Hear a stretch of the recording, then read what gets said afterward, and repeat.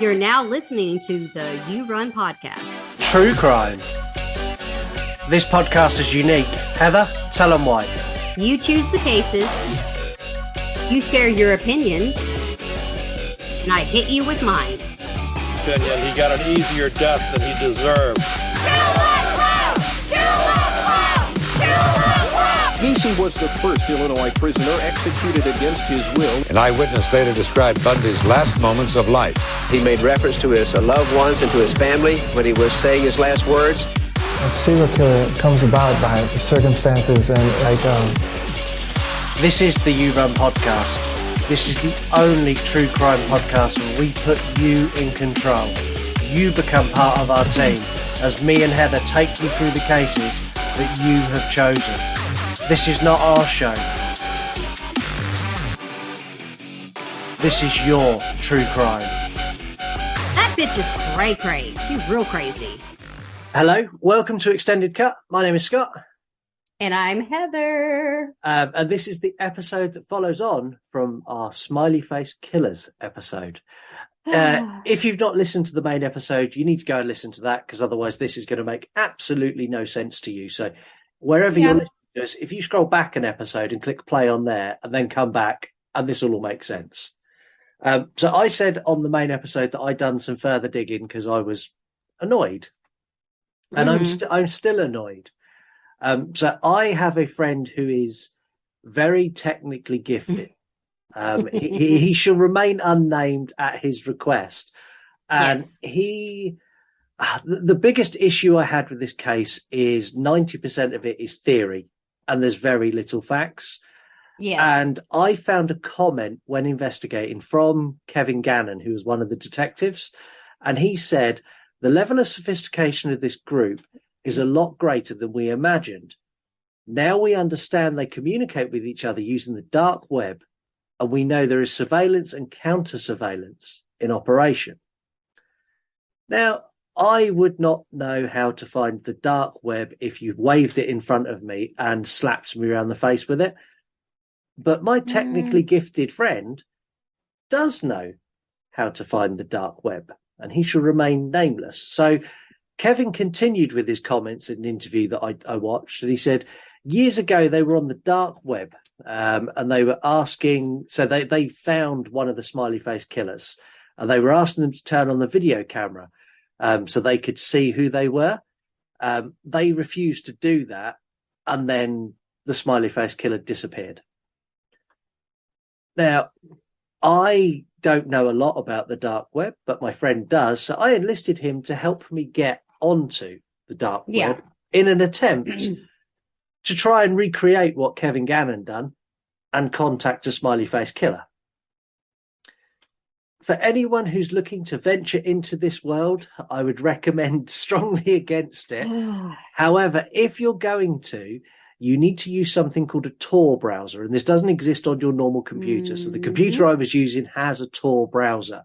What this is in really dumbed down terms that it was given to me, this is basically a device that bounces your signal all over the place so no one can track where you are. Because there's people on the dark web who you don't want them to know where you are. No, y'all don't. You really don't. So we posted on a message board within the dark web, and I'm not going to share the address because I don't think it's a responsible thing to do. If you're interested in the dark web, it looks something very similar to how computers looked in the early 90s. That kind of black screen, coloured writing. It's that kind of vibe. It's very much almost like the opening of Tron is how the dark web looks. It's that kind of weird sci-fi computer. We got numerous responses to this message board really quickly. So we got an invitation to meet the Illuminati, who allegedly no, wait, it gets better. Who allegedly have the Smiley Face Killers under their control and they do their bidding. They do. We discounted that one. We had a conversation with someone who claimed to be an extraterrestrial. I love that one. I might have to get on the dark web now. Oh, man. It was the most bizarre conversation. It's crazy. I know. We had a man claiming to be the Smiley Face Killer and claimed responsibility for all of the murders globally. all of them. Oh, okay. Frequent flyer miles much, right? Yeah, his frequent flyer miles must be ridiculous. It is. And it got to the point where I was thinking this was just a bit of a joke, and I kind of like, do you know what? Let's just call it a day. And my friend went, no, stick with it, because eventually you'll get something that's a little bit more what you're after. And we sat there for, I don't know, a good couple of hours, and we had some beers, and we got some other funny messages, and we got loads of, do you want to talk to live girls? No, not really. And eventually there's lots of the dodgy things like that. And eventually we got a message that seemed fairly credible.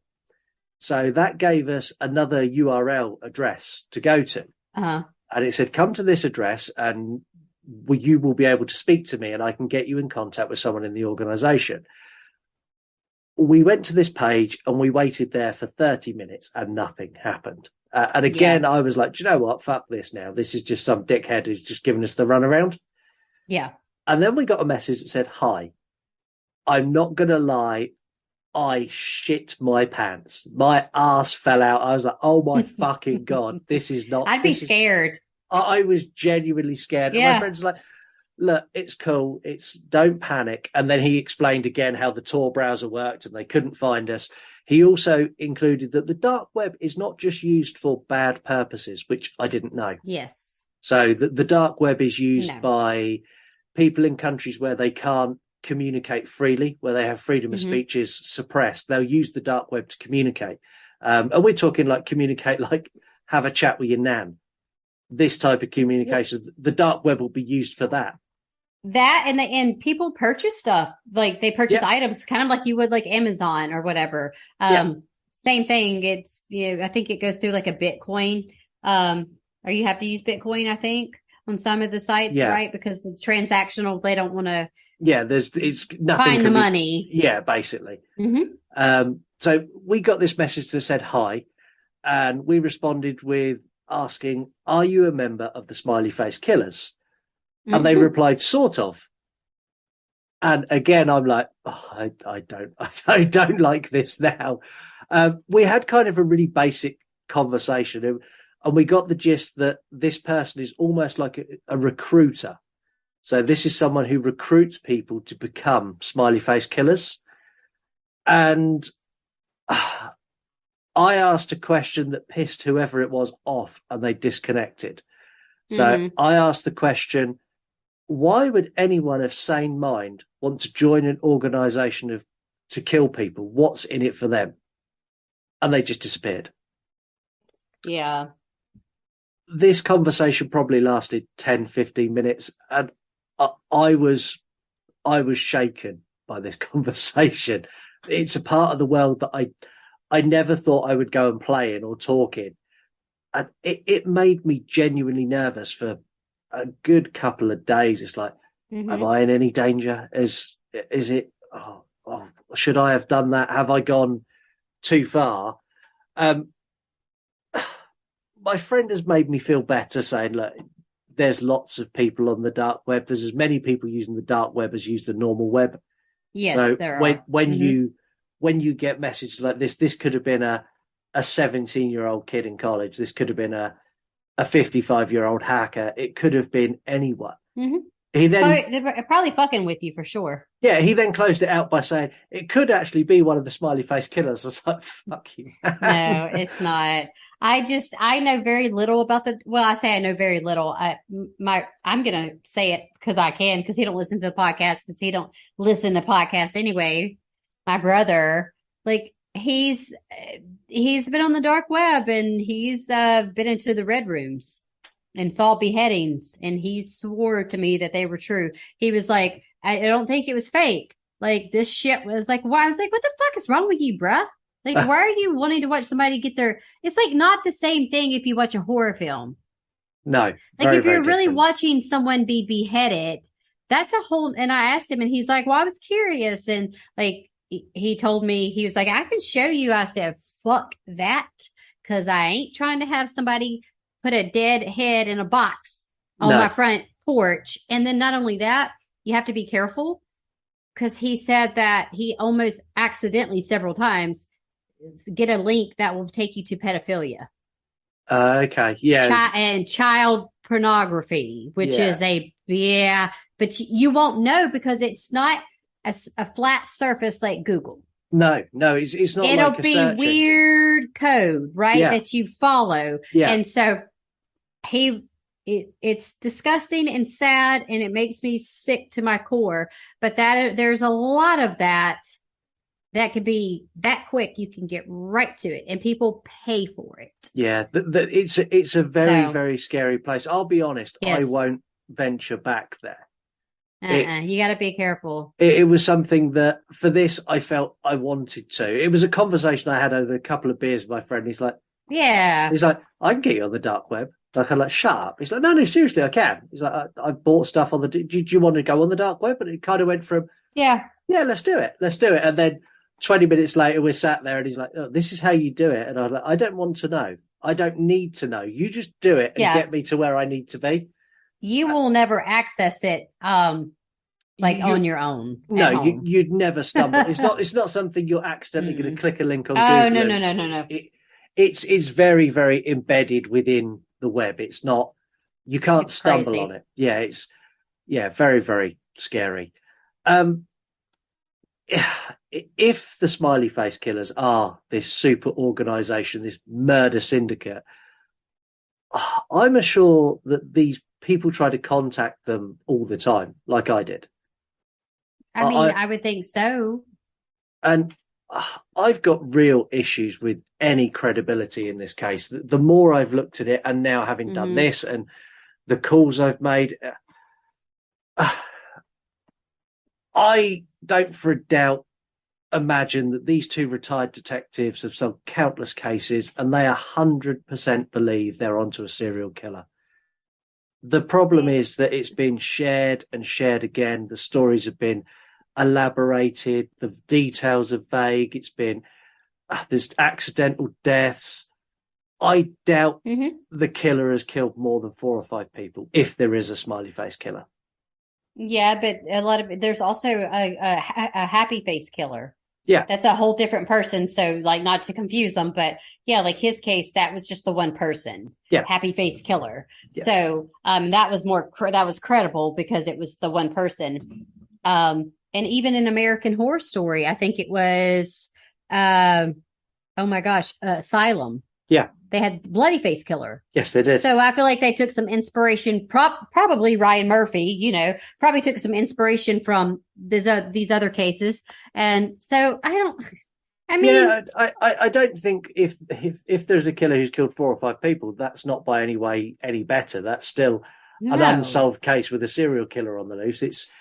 It doesn't make it any better, but it's just a mess. It's been so overexposed and you can drown in this case. And there's so many enthusiasts and true crime aficionados, I found out people who do true crime online like to be called aficionados. They don't like being called. Well, I don't. I ain't a fucking fish or nado. Don't call me that. Okay. I told you I don't like fish that much. Anyways, I like my fish deep fried. Thank you. Yeah. Ooh, that sounds good. The thing is that if it was just people looking online and that's where it stopped and they were just all talking amongst themselves, that's fine. And I think that's relatively harmless. If you've got a group of, even if it's 1,000 people and they're all discussing a case online and they're trying to solve it, that's fine. They're not affecting anything. But that's not where it stops. Police worldwide every single day are bombarded by true crime enthusiasts, giving them theories, giving them leads that they think are credible, that occasionally will lead to an arrest, but 9 times out of 10, they waste police time and they will work on an open investigation and potentially hinder it by stumbling across something the police are already investigated and then putting their 2 feet straight in the middle. My advice to anyone who investigates true crime, and this goes to me and to Heather as well, if you've got unless you've got hard evidence or something that is genuinely credible, don't bother law enforcement. Leave them the fuck alone. They've got better things to do with their time. y'all don't call Minneapolis is like what he really trying to say. Don't leave them the hell alone. Yeah. To be fair, to be fair, I was just asking for a copy of a case, but she was very, very friendly and very, very nice. But deep down inside, she was like, what the fuck is happening? Definitely. Why is this motherfucker calling me? Why is because this? that's not a case that I feel like people would be like, what? Wait, that case? Yeah. Why? Why do you want that? Yeah, I don't. If you want to investigate true crime, do it. Start a YouTube channel, start a podcast. Mm-hmm. And as far as I'm concerned, this applies to retired detectives as well. Yes. If you believe you can solve a case, go and solve it. Don't go and throw it to the FBI. Don't go and throw it to independent investigation teams. Go and solve it. Unless you've got something credible. Yeah, it's exactly what I was about to say.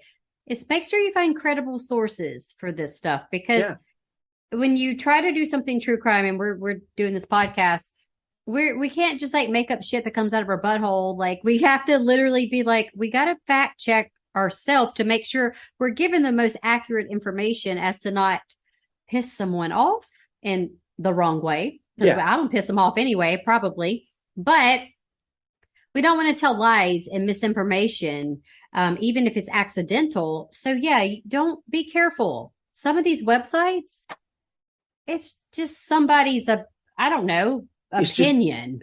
Opinion, or it's just a theory. And yeah, I'm going to say, like, especially after my visit to the dark web, speaking with E.T. himself, it was really cool. You can find people to literally tell you whatever you want to hear on the web. You can find some. Yes. If you search hard enough, even without the dark web, just on Google, you can find any information that will fit what you want. Yep. Even to the fact you can type in a movie and let's pick a horror movie. Let's go The Conjuring. You could type in The Conjuring rated U. You'll find a picture of The Conjuring DVD case with a universal suitable for all sticker on it, because it will exist there. Someone will have made it. It doesn't make it fact.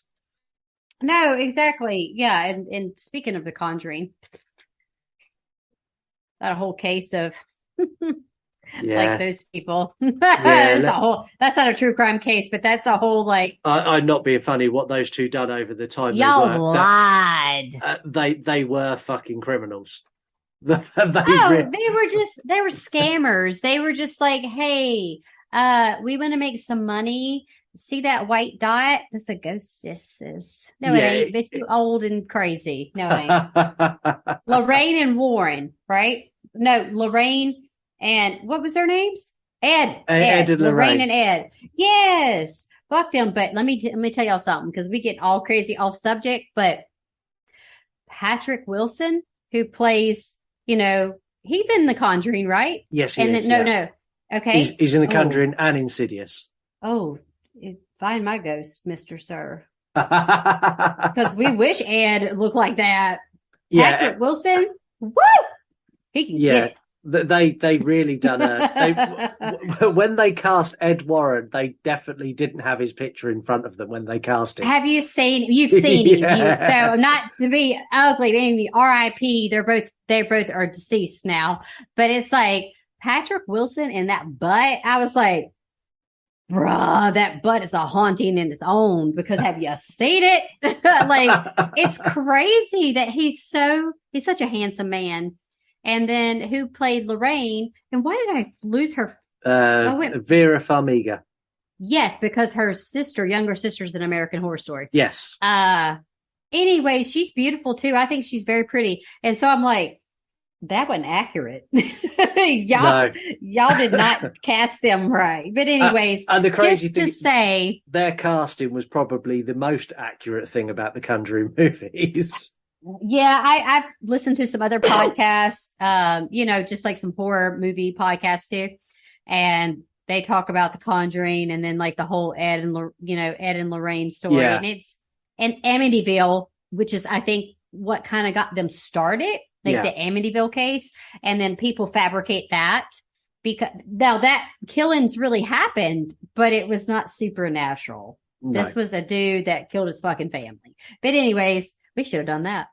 Yeah, at least that's a credible case. I know with about facts. that. Yeah. I mean, like, this is why I'm going off on a tangent, because I'm like, fuck them smiley face motherfuckers. They don't even, like, come on. I'm going to give you my kind of what I think. So I think there are probably 4 or 5 or maybe even 2 or 3 cases here that are linked. I think they are probably revenge attacks of some description. So these are college going kids. They're athletic, they're well built, and I know college kids of that age, when they are in that kind of mindset that they're a super athlete, and that they're not always the nicest of guys, and they're not always the nicest of guys to guys and to girls. So not for a second am I saying these people were killed by an overweight guy they picked on, but maybe by a disgruntled girlfriend or by a rival, a love rival, anything like that. There are some cases here, I think. The rest are a mixture of drunken drownings, accidents. Well, there was something that I didn't bring it up in our actual case episode, but when they're doing research and trying to debunk this whole like theory of it being whoever the worldwide serial killers, drowning is not typically a homicidal thing. It doesn't happen. You'll see drownings as a homicide more in parents when they drown their children, like a mother who, like the Andrea Yates. She drowned all her children, and because the devil told her to do it. That's a whole nother fucking, you don't want to deal with that case, Scott. But anyways, It's fuck. I couldn't watch it. I was watching some of it the other day, started crying because I was like, I can't, it's fucking sad. But anyhow, with that, they're debunking that because they're like, no, because the guy drowned, and most drownings are not classified as a homicide. And in a few of the victims, they said they found GHB, which is like a date rape type drug. They found that in the system, so why not all of them? Yeah, exactly. There's so many inconsistencies. I don't know. Was there like and also, not that this matters, but if we want to get down to the core of stuff, were some of them were they all heterosexual? Was this these are things that I need to know because it makes a difference. Because of course it does. It makes a difference in knowing, was this a love affair thing? Was it why are guys getting the date rape drug? Typically they give it to females. Yeah. And it, again, not found in all of the, there is literally no hard evidence on any of the cases. It doesn't matter how many documentaries there are, how many YouTube videos that are made. As far as I'm concerned, the smiley face killers they've been conjured. They've been made up by... They've been fabricated a bit. They've been fabricated by these two detectives pushing themselves into documentaries and TV shows. And then the entire army of true crime enthusiasts who... This is going to sound really horrible, and I don't want it to. They want nothing more but a modern-day serial killer that hasn't been caught. Yeah, I think so. I think it's just all for celebrity status and that way. And... looking at the documentaries, and even there's only one movie about this case, and there's only a couple, I couldn't hardly find any documentaries. No, the one you suggested, but I wasn't going to pay to watch it. So you guys, I didn't fucking watch it, but it didn't sound good. It sounded like good dog shit. Yeah, that's a 6-part documentary. It's called Smiley Face Killers, The Hunt for Justice. And that is... the two detectives, Kevin Gannon and Anthony Durant, it's them doing their investigation and interviewing people. It's an incredibly it's a very narrow viewed documentary from only their perspective. There's no exactly. So I don't want to see that. No, it's very, very one-sided. Also, you said the movie, which is the Smiley Face Killer movie, come out in 2020. I'm not going to lie, that movie's terrible, but the theories in that movie are equally as credible as the theories in this case. And that is fiction, that movie. Exactly. It's a big fabrication of what could be, but probably what isn't. And I did not watch that film either. I do have it available to watch on Prime, but I was like, That looks stupid. Like I went to IMDb. I was like, these reviews are fucking dog shit. They're trash. Yeah, it's really not very good, and it's it's really disjointed. It's just it's trash. And if you want to find out more about this case, you've got YouTube, and as I said, there are literally go to YouTube. thousands of videos on YouTube. They're all free. They're all equally as crazy. Some of the theories in there you've got. Have you ever seen the meme of the guy with like the map on the wall when he's turned around? He's like going with his face. Yes. Yes. Yeah. So that with the equations, or the woman with all the equations around her, where she's like, that's me the whole time. There is a guy on there who's got a global map, and he's got a pin in the map for every single smiley face killer. And he has literally tied them all together with string. And like when it opens up, it shows this board straight away. And I kind of chuckled to myself and went, "You are crazy as fuck." This is the thing. There are some things that we are probably not going to ever solve, unfortunately. There are these enigmas. There's this crazy shit that sometimes happens, and it might seem too simple for our minds, and we want it to be super complex, but it's actually not. And then you have these detectives that are like, well, stay in retirement. Y'all bored as fuck. Like, y'all can't crack this shit. Nobody's going to crack it because I think it's just random events. I think it's let's tie it together. Oh, that body you found, there was a smiley face. Oh, it's the smiley face killers, y'all. No, it's not. But we don't know that because there's no proof. No, there's no proof whatsoever. And I know I've ragged on true crime enthusiasts, and I'm now going to give you an update and a callback to one of our other cases where a true crime enthusiast has done something truly amazing. So back on episode 4, me and Heather looked at the Myra Hindley case. Yes. Very, very painful case. There is a true crime enthusiast who's written a book about the Moors murders, and she has led police to a body on the moors that is being exhumed as we speak. This is believed to be the final and only unfound victim, Keith Bennett. So it looks like they've finally, after 52 years, they found the final victim of the Moors murderers. That's like eerie. Like, and crazy. This is a lady who lives in the area, knows the area well, has investigated this pretty much since it happened, has written a book on it, and by working out where all of the other bodies were found, and by working out what routes that Myra Hindley and Ian Brady used to take, she pinpointed 5 locations where she thought the body may be, and she went and started doing her own digging, and she discovered the skull and then called police. That's that's dedication. Like that's craziness. It's insane, absolutely insane. And it's sad. 52 years later, though, you know what I mean? Because like most of his family are not alive. I would assume, like you know what I mean? Like that's a long time. Yeah, but I hope horrible. It is, and I hope that once they found this body and that they give this boy a funeral and give closure, give him his peace. Yes, give him his peace, and then that case can finally be closed completely. Because that's a horrific case. Yeah, fuck them hoes, both of them, nasty. Yeah. They some cases I'll be like talking dog shit. Some cases just fascinate me. You know, like I get and it's not because I'm like, ooh, I want a piece of their memorabilia, which I know we've discussed that on the other cases where people want to, I want Ted Bundy's, whatever. I don't want the stuff. I'm just fascinated again by the psychology of everything. There's certain ones that really fascinate me. There are certain ones that fascinate you. Do you want to tell everyone what we're doing next time after the? I asked on a poll. I asked a straight question. Do you want us to do this case? Yes or no? And it was pretty much unanimous. So yeah. What case are we doing next, Heather? We're doing Jeffrey Dahmer. Too bad Evan Peters ain't gonna be here because Lord Jesus, y'all, I would do. That would be me. My pits would be hot. So that is going to be our Halloween special. It's actually going to come out on Halloween as well. So 31st of October, you are going to get Jeffrey Dahmer, and then on the 15th of November, you'll get an extended cut.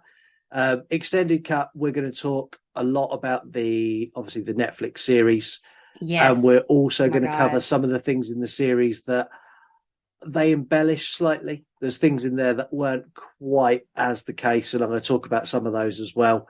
I'm excited for these 2 episodes. I'm I've too actually watched excited. Dharma. I've watched Dharma. I never watched You finished anything. it. I finished it. I never watched anything true crime, but Oh my God, I'm so excited for you. because it had Evan Peters in it, I watched the first one. I was Oh. like, this is dark.